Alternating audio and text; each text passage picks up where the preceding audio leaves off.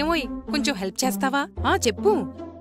నీకు తెలుసు కదా, 3 ఏళ్ల క్రితం నేను యూరోప్ ట్రిప్ కోసం ఒక ఎస్ఐపి చేశాను. అవును, గుర్తుంది. ఇప్పుడు ఆ టార్గెట్ నేను సాధించాను. ఇప్పుడు ట్రిప్ ప్లాన్ చేసుకునేందుకు ఆ డబ్బులు కావాలి. ఓ, అంటే నువ్వు ఇప్పుడు రిడెంప్షన్ చేసుకోవాలనుకుంటున్నావు. రిడెంప్షన్?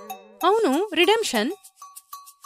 మీరేదైనా మ్యూచువల్ ఫండ్ స్కీమ్ నుంచి బయటకు రాదలిచినప్పుడు, లేదా ఆ స్కీమ్లోని యూనిట్స్ ను పూర్తిగా లేదా పాక్షికంగా విత్డ్రాల్ చేయదలుచుకుంటే ఆ ప్రాసెస్ ను రిడెంప్షన్ అంటారు.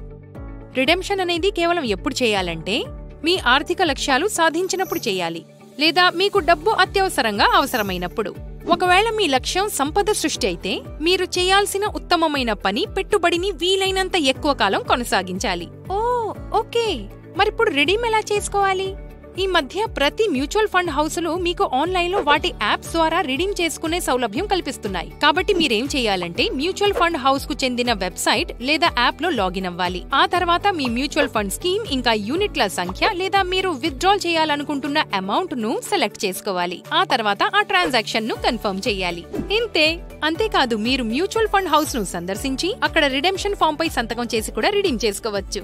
ఒకవేళ మీరు మ్యూచువల్ ఫండ్ డిస్ట్రిబ్యూటర్ ద్వారా పెట్టుబడి పెట్టుంటే ఆ డిస్ట్రిబ్యూటర్ మీకు రిడెంప్షన్ ప్రాసెస్ లో సాయపడతారు.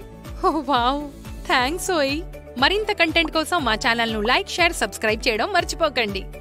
మ్యూచువల్ ఫండ్ పెట్టుబడులు మార్కెట్ ఒడిదుడుకులకు లోబడి ఉంటాయి. స్కీమ్ కి సంబంధించిన పత్రాలను జాగ్రత్తగా చదవండి.